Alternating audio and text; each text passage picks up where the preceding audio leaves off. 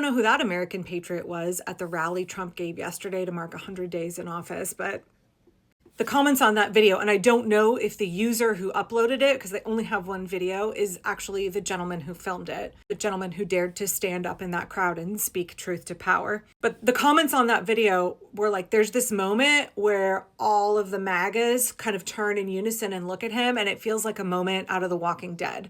Just the like blank, brainwashed / brainless stares. Their boos kind of sound like when the zombies have their arms out and they're like, Now, I've been really critical of legacy media and the ways that they're selling out to Trump. Right, Trump keeps threatening and or suing corporate media, and they keep folding. They keep offering up settlements when they would win in court.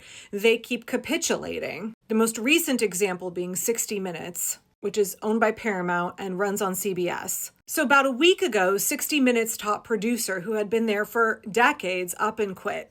And then on Sunday, we heard from anchor Scott Pelley more about why that was. Scott said that nobody at 60 Minutes was happy with Bill's departure. I'm going to quote from a CNN piece that covered the 60 Minutes show. In an extraordinary blunt final segment of the news magazine show, Pelley revealed that CBS's parent company, Paramount, quote, began to supervise our content in new ways, end quote, as it tries to complete a merger with Skydance Media.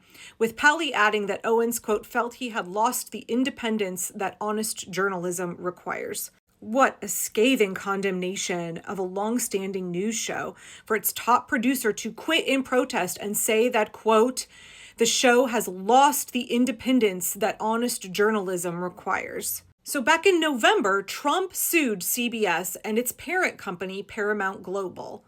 He slapped them with a $10 billion lawsuit. According to CNN, the lawsuit claims that a 60 Minutes interview with former VP Kamala Harris was grossly misedited by CBS at the Harris campaign's direction. Since filing that lawsuit, Trump has repeatedly called for the network to lose its license and urged the FCC to punish the broadcaster. Ultimately, 60 Minutes handed over the full transcript and video of the contested interview to the FCC. And Trump and Paramount agreed to a mediator for the lawsuit. Shortly after Owens' resignation emerged, two 60 Minutes producers spoke anonymously with CNN's Jake Tapper. One source called Trump's lawsuit, quote, baseless and stressed Owens' refusal to apologize or bend, while noting the top producer, quote, fought for the broadcast and for independent journalism and that cost him his job, end quote. The second source was more blunt. Quote, it's like a guy who has been battling for months against an attack, the person said. He sacrificed himself, hoping it might make our corporate overlords wake up and realize they risk destroying what makes 60 Minutes great. So let me tie that back to the clip from the beginning from Trump's 100 Days of Greatness speech. Now, I combed through a ton of articles on legacy media about Trump's 100 Days rally, and I couldn't find a single reference to this heckler at all. It was also being reported from Michiganders and from independent journalists on Blue Sky that the attendance at this rally was really underwhelming, but that there was a large anti-Trump protest outside the event, which again, I have not seen that covered in the press. So as I was reading through these stories, I stumbled upon CBS News. Again, same network that puts out 60 Minutes, owned by Paramount. I came across their article covering this speech yesterday. The title of the article by Catherine Watson is Trump Declares Most Successful First 100 Days of Any Administration, end quote, in Michigan speech. Meanwhile, BBC's piece covering the event is entitled Fact-Checking Trump's 100 Days speech. And there's a lot of fact-checking, at least by the BBC. I didn't find any in the CBS article to speak of. Again, let's compare the CBS headline, Trump declares most successful first 100 days of any administration in Michigan speech, to another news network. One that has said they will not capitulate to Trump. One that has said they will not compromise their journalistic integrity. The Guardian headline is, readers give their verdict on Trump's 100 days. Extraordinary destruction. The president promised an extraordinary first 100 days in office, but for many, that has been true in all the wrong ways. Drastically different headlines. The CBS piece quotes Trump extensively without fact-checking him. There's no fact-checking, there's no critical analysis in this piece at all. It just quotes Trump extensively and makes it sound like the lies he's spewing from the podium are factual. It repeatedly uses phrases like, the president touted, or Mr. Trump claimed. The piece frequently says, the president touted, or Mr. Trump claimed. But again, no fact checking. In fact, the last section of the article is entitled What to Know About Trump's First 100 Days, and then goes on to uncritically regurgitate things that Trump said in his speech. It says, in his Michigan speech, Mr. Trump hit many of the highlights of his second term so far, including mass deportation operations, efforts to shrink the size and scope of the government, and changes he's making to the global trade landscape. It does say these efforts have not gone unopposed, prompting scores of lawsuits. But it reports on Trump's illegal actions in the most neutral, benign way possible. And they use Trump's talking points. It's not Venezuelan migrants, it's accused gang members. Phrases like Doge's work continues apace, with billionaire Elon Musk unofficially guiding efforts to downsize the government.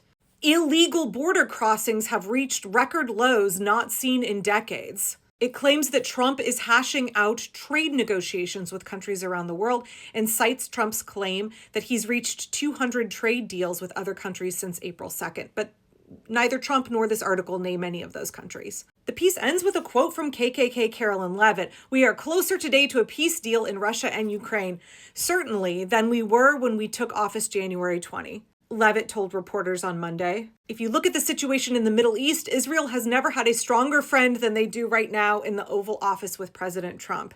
I mean, what the fuck is this, Paramount? This is not journalism. This is propaganda. Like, how far are y'all going to debase yourselves for money? You're doing it for money, for your profit margin. You want a merger to happen and you want Trump's lawsuit to go away. You're doing this for profit. You are selling out the country and your journalistic integrity for money. And lo and behold, 5 hours ago, Reuters is reporting Paramount board lays groundwork for possible settlement in 60 Minutes lawsuit. The board of Paramount Global, the parent company of CBS News, outlined acceptable financial terms for a potential settlement with Donald Trump in his 60 Minutes lawsuit. The exact dollar amount remains unclear. Of course, a Paramount spokesperson was not available, but let's just remember this lawsuit, $10 billion lawsuit that Trump filed against CBS, alleged that the network deceptively edited an interview with then Vice President and presidential candidate Kamala Harris in order to, quote, tip the scales in favor of the Democratic Party. Trump amended that lawsuit in February to double the damages he was seeking to $20 billion. So the longtime producer of 60 Minutes quits over what he says is a lack of journalistic integrity, over Paramount wanting to come in and make sure that the way they phrase things is how Trump likes. That's what it sounds like was happening. And now we're seeing articles like the one I just cited from CBS News being very friendly to Trump, uncritically accepting what he has to say, not engaging in any real journalism whatsoever, no fact checking. And lo and behold, it looks like there's going to be a settlement in this lawsuit. I just want to remind folks once again that there will be a post-Trump era. Big news, big law, big universities like Columbia, corporations and institutions who are pandering to Trump right now, who are either playing appeasers or collaborators with fascism. They are not thinking about the reality of a post-Trump era and what it is going to cost them to have behaved this way right now. They are only looking at their next quarter profit. They're only looking at how much it is going to take them, how hard they have to debase themselves to stay as profitable as possible under a Trump regime. Their calculus is not including the fact that a post-Trump era is coming. And I've said it before and I will say it again. There must be accountability for every person and every institution that was an active collaborator. There must be accountability for corporations that sold out the American people and the rule of law in order to protect their massive profit margin.